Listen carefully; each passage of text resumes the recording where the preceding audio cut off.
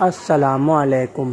خلیفہ الناصر لدین اللہ اور سلطان محمد ثانی علاء الدین خواردمشاہ، یہ واقعہ تاریخ ابن کثیر، تاریخ الخلفاء اور الکامل فی التاریخ میں مفصلاً مذکور ہے۔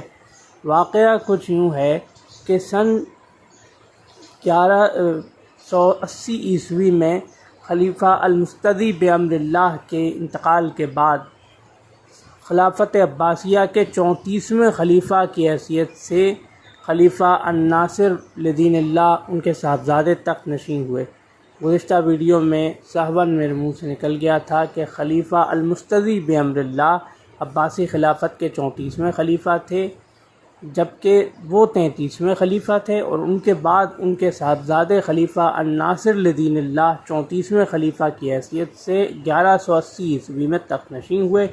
ان کا دور خلافت عباسیہ ہی کا نہیں بلکہ متاخر کئی اور دوسری سلطنتوں کے خلفاء کے مقابلے میں سب سے زیادہ طویل عہد خلافت و حکومت تھا، جو کہ 45 سال بیان کیا جاتا ہے، 1180 سے لے کر 1225 عیسوی تک۔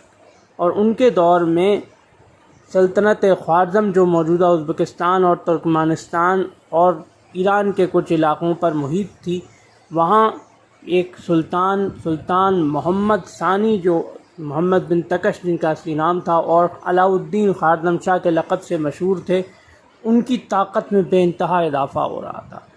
تو چنانچہ خلیفہ نے محسوس کیا کہ ابھی خلافت کا وقار قائم ہوئے زیادہ عرصہ نہیں ہوا، اور ہمیں سیاسی اور عسکری طاقت ہماری ابھی اتنی بحال نہیں ہوئی کہ ہم کسی طاقتور دشمن سے یا حریف سے مقابلہ کر سکیں، نبرد آزمائی کر سکیں۔ لہذا خلیفہ نے سلطان علاء الدین محمد خواردمشاہ کے ساتھ دوستانہ اور سفارتی تعلقات بحال رکھے، جس کی وجہ سے سلطان علاء الدین محمد خواردمشاہ بعض شرائط پر خلیفہ سے مصالحت پر آمادہ ہو گئے، اور خلیفہ کو سلطان خواردمشاہ کی طرف سے کافی عرصے تک کسی خطرے کا سامنا نہ ہوا۔